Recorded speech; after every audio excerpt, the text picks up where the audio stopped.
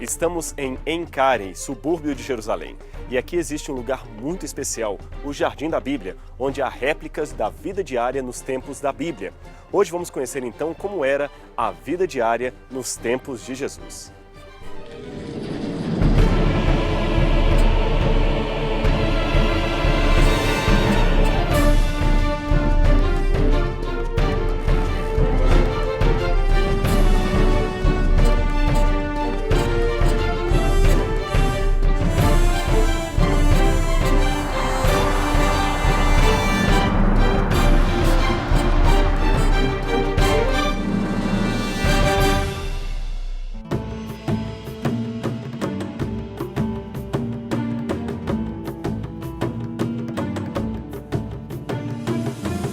Jesus, quando vinha a Jerusalém, tinha um lugar privilegiado que ele buscava para oração. Era o Jardim das Oliveiras, também conhecido como Jardim do Getsemane. Por que Getsemane? Getsemane significa em hebraico prensa de olivas, prensa de azeite, isto mesmo. O Jardim das Oliveiras tinha esse nome talvez não pela quantidade de oliveiras que ali havia, mas pela quantidade de prensas, onde eles fabricavam um dos mais preciosos líquidos de Israel depois da água, o azeite de oliva. E aqui nós temos uma prensa, como eram aquelas prensas do primeiro século, aquelas dos dias de Jesus. Havia vários modelos, é claro. Este era um dos mais simples e comum. A azeitona era colocada em sacos, como este de linhagem que temos aqui, e era apertada por uma viga que vamos mostrar daqui a pouco.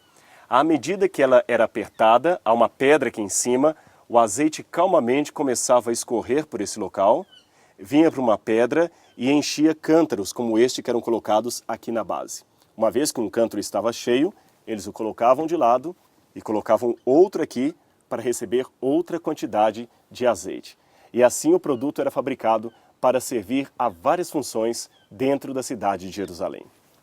E aqui nós temos a viga que servia para fazer o peso e a pressão sobre a azeitona. O sistema era simples. Eles colocavam a pedra que já mostramos anteriormente lá e aqui 3 pedras para servirem de contrapeso. A azeitona, então, era colocada ali e amassada, esmagada uma primeira vez. Evidentemente que para isso usavam apenas uma pedra. Este azeite que saía a primeira vez era o azeite mais puro, era o azeite mais especial. Este azeite, também chamado de primícia, era enviado diretamente para o templo.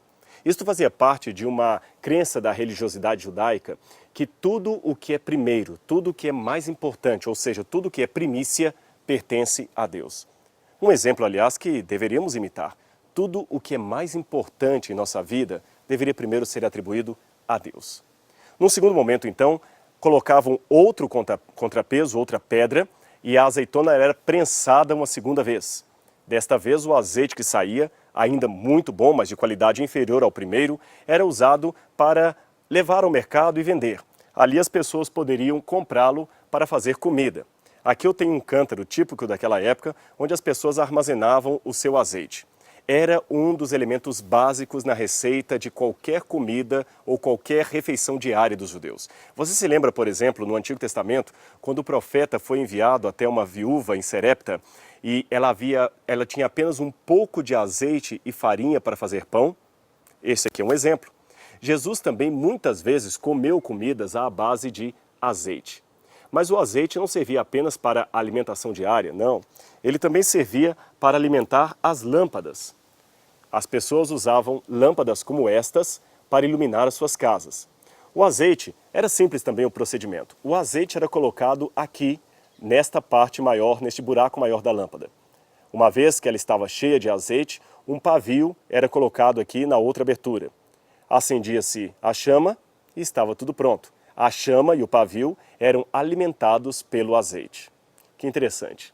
Um elemento que servia para a alimentação, para a nutrição e também para a iluminação dos homens. Não é à toa que o Espírito Santo foi muitas vezes comparado na Bíblia ao azeite, o azeite puro de Deus. A unção era feita com azeite. Isso é muito importante. Mas ainda havia uma terceira fase de prensa da azeitona. E para isso colocavam uma terceira pedra. Evidentemente, a esta altura só havia o bagaço ali, o caroço e não muita coisa mais. Então este último azeite que saía era de qualidade bastante inferior. Deste modo, este azeite servia para fazer sabão, elementos para espantar moscas, por exemplo. Eles usavam isso aqui com um pouco de perfume para espantar moscas, porque muitas vezes algumas casas ficavam perto do estábulo, perto dos animais. Então, com esse azeite queimado, espantava-se um pouco esses insetos que acabavam contaminando o ambiente. Para isso serviu o azeite. Algumas pessoas muito pobres, que não teriam talvez dinheiro para comprar o azeite de segunda qualidade, podiam até usar este terceiro azeite para fazer a sua comida. Mas isso era uma situação muito rara e num estado de pobreza e miséria inimagináveis. De qualquer maneira, entendemos agora por que Jesus estaria orando ali no jardim do Getsemane, no jardim das prensas de azeitonas. Porque ele mesmo estava se sentindo como uma azeitona esmagada. Jesus estava dando o seu próprio corpo por causa dos nossos pecados. Como disse Isaías, ele foi moído pelas nossas transgressões e ferido pelas nossas iniquidades. O castigo que nos traz a paz estava sobre ele, e pelas suas pisaduras fomos sarados. Cristo foi esmagado para que nós pudéssemos ser libertos da morte e ter a esperança da vida eterna. Mas essa história da morte de Jesus não fica só na comparação com o azeite e o Getsemane. Ele também caminhou rumo ao Calvário e ali experimentou uma dor sobre-humana. A crucifixão era algo também terrível. Vamos conhecer um pouco como era a crucifixão naqueles dias.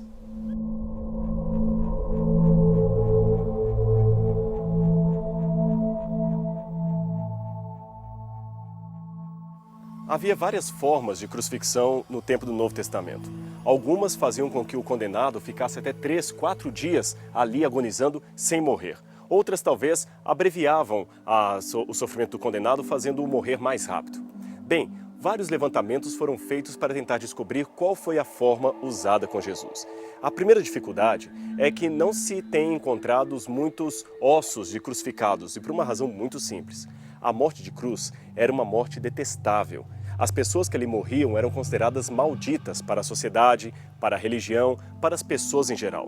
Deste modo, os seus corpos não tinham direito, geralmente, a um sepultamento digno. Eram jogados em valas ou lixões, literalmente lixões, para serem comidos por aves de rapina ou até animais de circo. Poucos casos na história tiveram uma exceção à regra. Um deles foi o de Jesus, que por pedido de José de Arimateia e outros homens influentes que eram simpáticos ao movimento de Jesus Cristo, ele não teve o seu corpo jogado no lixão. Acabou sendo entregue para ser sepultado. É lógico que além desta razão aparentemente humana, havia também a providência divina, que não permitiria que Jesus contemplasse a corrupção, ou que seu corpo visse a corrupção. Um segundo exemplar que nós temos de corpo que fugiu à regra foi de Yohanan ben Haggakol. Isto mesmo, Yohanan ben Haggakol. Este foi um jovem judeu crucificado em algum tempo durante o primeiro século e que teve os seus ossos descobertos aqui em Jerusalém pouco tempo depois da Guerra de 6 Dias. Os tratores estavam passando num terreno chamado Givat HaMivtar quando encontraram vários ossuários. Ossuários eram caixões de pedra, mais ou menos deste tamanho, que continham ossos de alguma pessoa que havia morrido. E perceberam que num dos ossos, especialmente ali da parte do calcanhar, havia na cartilagem um cravo romano atravessando a cartilagem. Isto fez com que se fizesse um levantamento técnico e legístico de como seria a postura de Yohanan na cruz. E perceberam então que teríamos ali um jovem que fora crucificado, mas por alguma razão a sua família teve o seu corpo entregue para um sepultamento digno. Por que sabemos que ele se chamava Yohanan? Porque na tampa do seu ossuário estava escrito o seu nome com letras aramaicas muito bem produzidas. Mas vamos voltar a falar da cruz. Aqui temos vários elementos que lembram a crucifixão de nosso Senhor Jesus Cristo. Geralmente, pensamos na cruz apenas como um complexo de madeiras muito bem feito, mas nem sempre era assim. A cruz, às vezes, era usada a partir de uma árvore esculpida para aquele fim. Por exemplo, aqui nós temos uma árvore que tem aparentemente a forma de uma cruz. E a pessoa, muitas vezes, era colocada numa árvore assim. Os romanos chegavam a chamar em latim esse tipo de planta de arbor infelix, ou árvore infeliz, a árvore da infelicidade, da maldição. Aliás, houve uma época em que a crucifixão era algo tão detestável que Cícero ganhou um processo civil a favor de um romano e conseguiu provar que nenhum romano poderia merecer a morte de cruz. Aquela pessoa que Cícero estava defendendo era um nobre romano chamado Rabirius, que havia cometido um grande crime e, portanto, tinha sido condenado à morte de cruz. Cícero, na defesa do colega, disse que a palavra cruz jamais deveria ser pronunciada na presença de um cidadão romano. Por isto, a partir de então, nenhum cidadão romano poderia jamais ser condenado à cruz. Cícero ganhou não apenas aquela causa em particular, mas aquilo serviu de jurisprudência para outros casos que se seguiram. Porque naquele tempo, no tempo de Cícero, havia o costume de xingar as pessoas dizendo crux em latim. Isto mesmo, a palavra crux, cruz, era um xingamento, um palavrão. Bem, à medida que a pessoa era trazida para o lugar da crucifixão, os pregos eram colocados nas suas mãos e nos seus pés. Com relação às mãos, há duas versões. A mais tradicional diz que os pregos eram colocados aqui na palma da mão.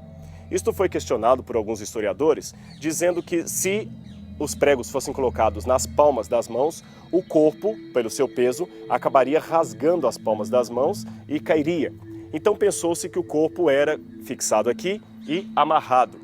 Porém, não temos na história nenhum registro de que as pessoas eram amarradas na cruz. Uma outra posição, advogada por alguns especialistas, seria a de que os pregos fossem colocados aqui no punho, nesta posição. Eles colocavam geralmente na ponta do prego um pedaço de madeira para ajudar na hora da martelada. Bem, temos essas duas versões, palma da mão ou aqui no punho. O fato é que a pessoa tinha a sua mão pregada de uma maneira terrível. Eu tenho aqui, aliás, um prego, como aqueles pregos romanos da antiguidade. Com muita fúria, a pessoa era então pregada. No caso dos pés, ao contrário do que muitos pensam, os pregos não eram colocados no peito do pé, porém no calcanhar. A posição que a pessoa ficava na cruz, portanto, era muito incômoda. As mãos eram colocadas mais ou menos assim, de uma maneira realmente muito dolorosa, e havia aqui dois modos de colocar alguém na cruz. Se eles esticassem muito os braços da pessoa, a sua morte seria mais rápida. Se eles colocassem os braços de maneira mais encurvada, a morte poderia ser mais demorada.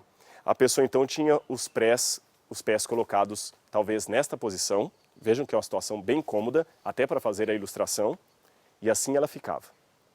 Imagine, horas e horas e dias. Um pequeno pedaço de madeira servia de assento para sustentar o corpo. Esse pedaço de madeira era chamado de sedícula. Nesta posição, a pessoa sentia dores atrozes, ciático doendo, os braços doendo, e para respirar, porque ela ia ficando sem fôlego, tinha que erguer as pernas para tomar um pouco de fôlego e cair novamente. Neste ponto, quando queriam apressar a morte da pessoa, praticavam o que se chama em latim de crurifrágio. Eles quebravam as pernas para que a pessoa não pudesse levantar, respirar e assim acabaria morrendo mais rápido de asfixia. Esta era uma das maneiras de crucifixão. Mas havia outras também. Algumas cruzes não eram feitas em árvores. Outras cruzes eram mais bem montadas, com duas peças de madeira, como vamos conhecer agora.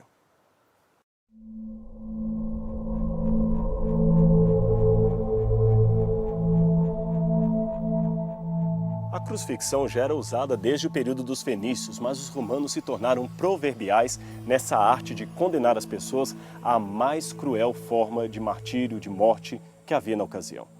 Nem todas as cruzes eram em forma de árvores, como mencionamos. Algumas eram preparadas para isto, mas havia ocasiões em que faltava madeira. Então colocavam as pessoas em postes, em árvores. Algumas vezes pregavam 3, 4 pessoas numa só árvore. Naquelas situações em que uma cruz era devidamente preparada, como parece ter sido no caso de Cristo, havia duas peças principais. Uma delas, conforme esta que eu estou sentado aqui, era o chamado patíbulo, ou travessão. Era aquela parte geralmente levada pelo condenado até o local da execução. E havia também um poste que ficava no local, chamado de stips. Ali atrás nós temos um modelo. O stips e o patíbulo juntos formavam a cruz. Agora, há um detalhe curioso.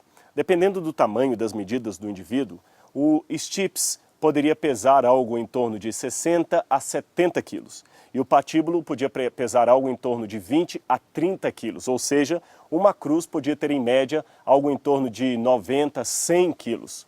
Torna-se difícil do ponto de vista arqueológico ou histórico imaginar que Jesus teria levado toda a cruz até o Calvário.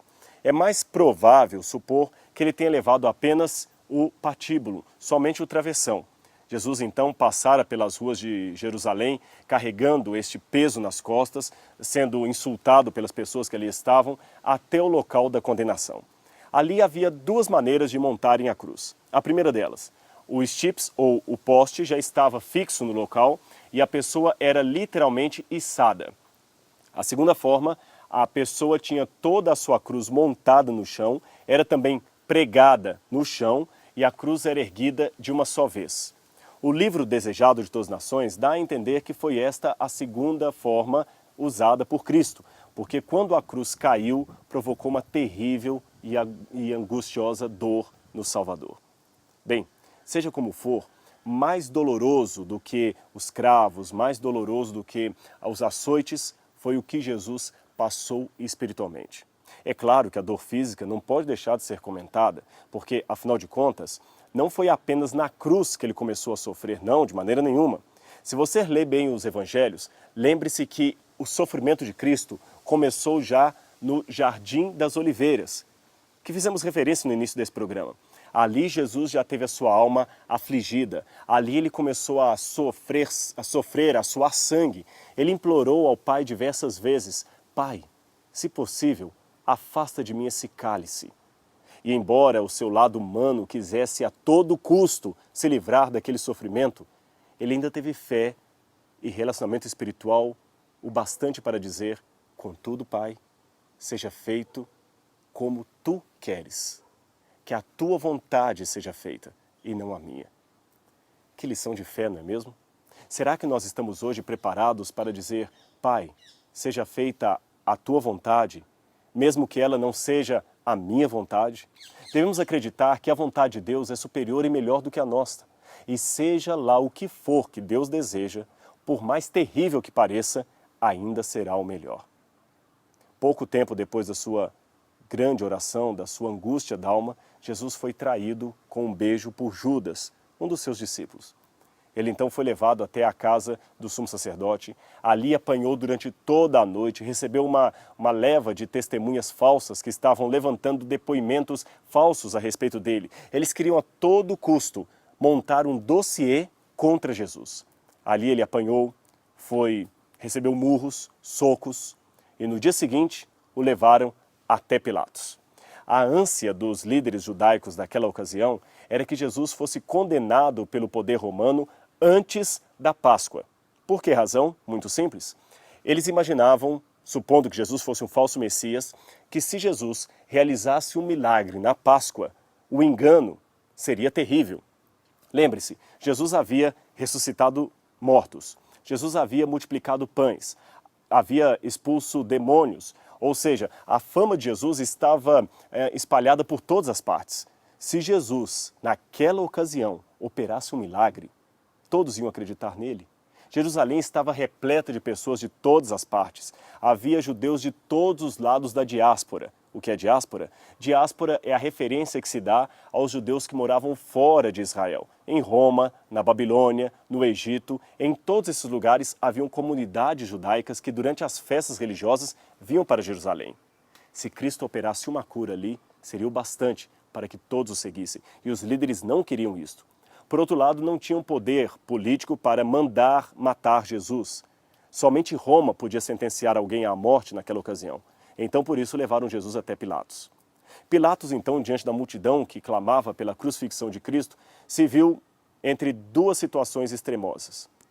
Se, por um lado, ele condenasse Jesus à cruz, aqueles que eram seus discípulos podiam fazer uma guerra civil. Por outro lado, se ele libertasse Jesus, aqueles líderes que diziam que ele era inimigo de César, se assim o fizesse, poderiam fazer uma campanha contra ele. Então ele resolveu condenar Jesus à última sentença antes da morte. 1/40 de açoites, menos 1. E aqui nós temos um típico açoite como aquele usado pelos romanos. É lógico que esse aqui está faltando algumas partes. Os romanos tinham na ponta desse chicote pedaços de chumbo, de osso, alguns anzóis, de modo que quando a pessoa recebia o açoite nas costas, a parte de couro deixava lapiada a pele e as pequenas bolas de chumbo dilaceravam o músculo. Os ganchos e também os pedaços de ossos que haviam na ponta ajudavam a arrancar pedaços da carne. Então o sofrimento era terrível. Pilatos condenou Jesus a isto. Nesse momento em que os soldados batiam em Jesus, começaram a praticar também com ele uma brincadeira muito dantesca. Uma brincadeira que é conhecida desde o tempo dos egípcios. Essa brincadeira, praticada por adolescentes malvados, consistia em vendar os olhos de um jovem mais fraco e começar a bater nele. Cada vez que ele recebia uma pancada, um soco, ele tinha que tentar adivinhar quem lhe bateu. Se ele não adivinhasse, a pancadaria continuava. Por isso que eles bateram em Jesus e diziam: profetiza quem te bateu. E como se não bastasse, colocaram em sua cabeça uma coroa de espinhos. Porém não foi a coroa de espinhos, não foram os cravos, não foi o açoite, não foi a cruz o que mais doeu. Lembre-se, Jesus estava ali como o Cordeiro de Deus. Eu tenho aqui uma pele de cordeiro.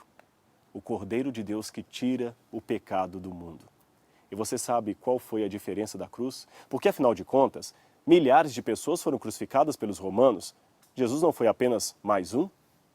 A diferença da morte de Jesus não está naquilo que nós vimos, mas talvez naquilo que nós não vimos. Ele enfrentou ali a morte por todos os homens. Ele enfrentou o inferno no seu sentido máximo. Ele enfrentou a ausência de Deus. Ele morreu pelos pecados da humanidade. E naquele momento, ele poderia ter desistido, mas ele pensou em você. Cristo pensou em você, em mim, em nós. Por isso não desistiu. Morreu de braços abertos para pessoas que muitas vezes estão com os braços cruzados, que estão fechadas para a oportunidade, para a graça, para a salvação. Aceite hoje o sacrifício de Cristo. Mais importante do que a cruz ou os pregos foi o que aquilo significou. Ele morreu em seu lugar.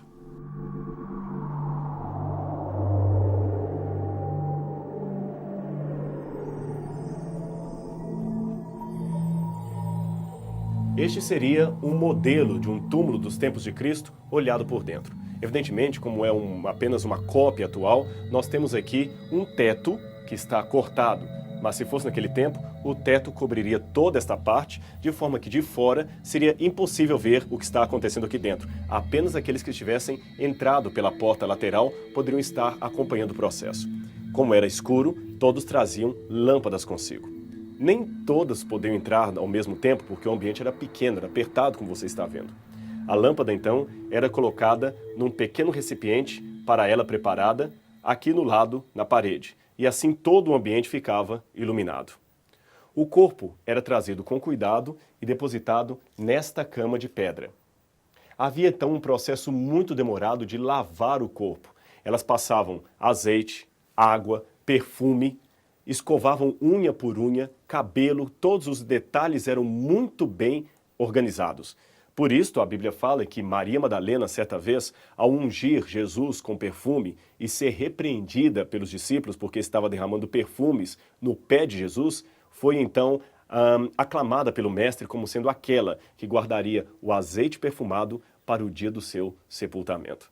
Por isso, a Bíblia também fala que as mulheres levavam consigo perfumes e aromas sagrados.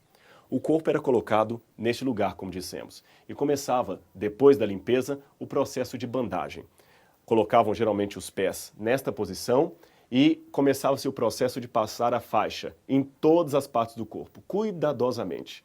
Duas qualidades ou dois conjuntos de faixa geralmente cobriam o corpo. Uma que iria do pescoço para baixo e outra que pegaria apenas do pescoço para cima. Então há duas qualidades, duas quantidades de faixa. Bem, Jesus então deveria ter sido colocado dessa maneira. Normalmente um processo desse demoraria 7, 8 horas para ser concluído e não era geralmente feito à noite. Por isso as mulheres, como Jesus morreu perto do pôr do sol, deixaram o corpo de Jesus enfaixado, saíram, fecharam a porta da entrada, evidentemente, para no dia seguinte, no caso o domingo, porque no sábado eles interromperam o processo para o descanso sabático, continuar o processo do sepultamento de Jesus. O curioso é que quando os discípulos chegaram, os panos estavam como que afofados.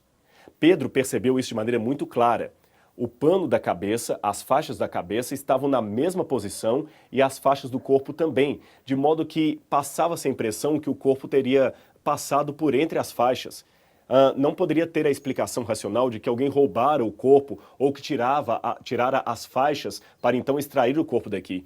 Todos perceberam que a posição em que as faixas estavam indicava claramente que algo sobrenatural havia acontecido. Se Cristo não houvesse ressuscitado, o que aconteceria com ele? Bem, o procedimento normal com todos os que eram sepultados era o seguinte: o corpo, como dissemos, era perfumado, limpado, colocado aqui e enfaixado. Depois o corpo era colocado numa dessas câmaras que você pode ver aqui. Este túmulo exemplar tem 3 câmaras, com espaço bastante para 3 pessoas. Depois de 1 ano, ou até mais, os ossos eram retirados dessas câmaras e colocados em pequenas caixas de pedra, normalmente chamados de ossuários.